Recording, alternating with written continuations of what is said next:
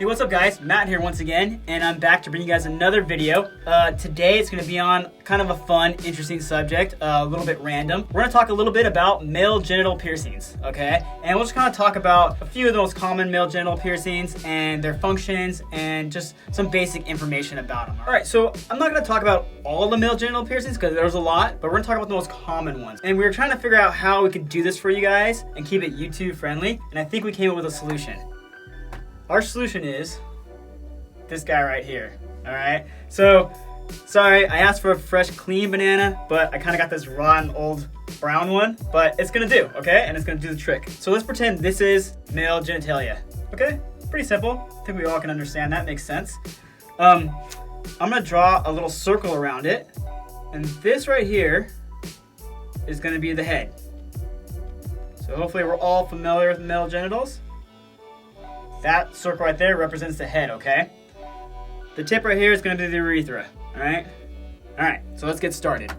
So what is the most common male genital piercing, I'd say?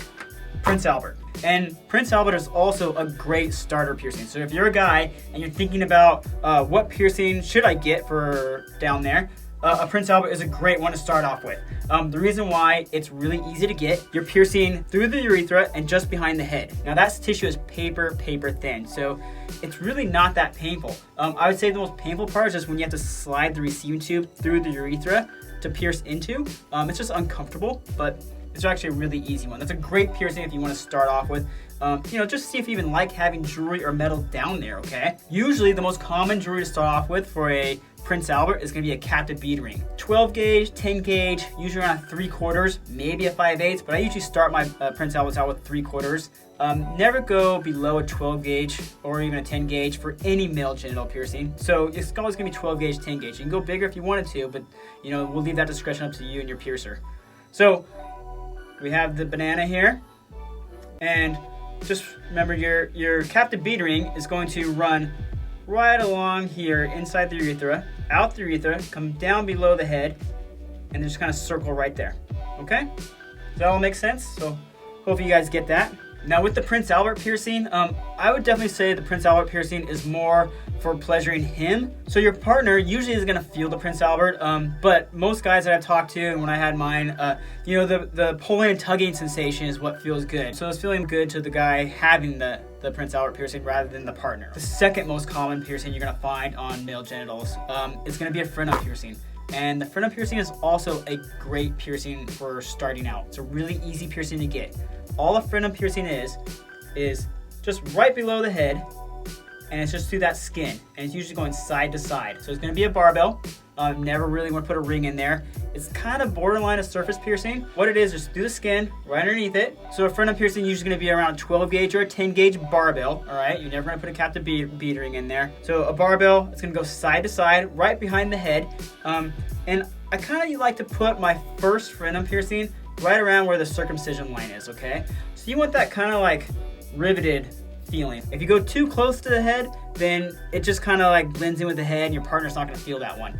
This is definitely a piercing your partner's gonna feel. The only negative to the Frenum piercing that I found is that sometimes they tend to twist and bunch up on you. That just happens. Your tissue will definitely toughen up over time, as with any of these genital piercings. At the beginning, they're gonna be a little more sensitive. You're not gonna be able to be as rough with them, but as time goes by, the tissue toughens up and then they become a lot more functional, a lot more fun. So Frenum piercing is going to be side to side, just behind the head, and then from there you could do what a lot of people refer to as a ladder, and that would just be multiples going all the way down. You go as many as you want. That's what's cool about the Frenums, okay? You can just do 2, you can do 1, you can do 6. It doesn't matter, or however many. All right, so there you have it, Prince Albert Frenum. Now the next piercing that I would say is probably the third most common piercing for male genitals is going to be an Apadravya. All right, now what is an Apadravya?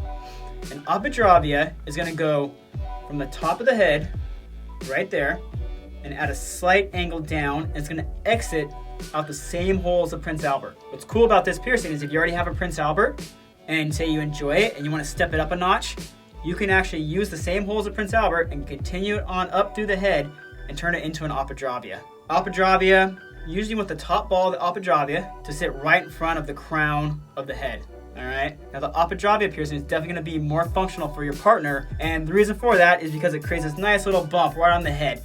And your partner, hopefully, what that's going to do is going to kind of touch that G spot, and you know, that's where the pleasure is going to be coming from. Okay, that's the theory behind the Apadravya. Actually, I'd say it's more than a theory because I definitely know it works. So there you guys have it. Those are probably the 3 most common piercings for male genitals. There is a million more piercings for the male genitals, okay? So don't think there's only those 3. Those 3 just happen to be the most common ones that I do at the shop. Your Prince Albert, your Frenums, and your Apadravya, okay? Those are also my 3 favorite ones, all right? So keep one thing in mind, I just want to throw out there before we close out this video. With the Apadravya and the Prince Albert, just know, because it is going through the urethra, you are going to get some spray. Expect to be sitting down when you urinate, all right? So definitely expect that.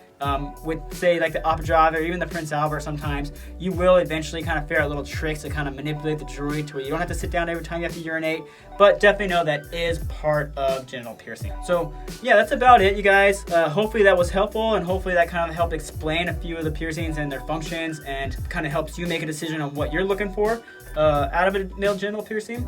And yeah, so good luck, you guys. We'll see you next video.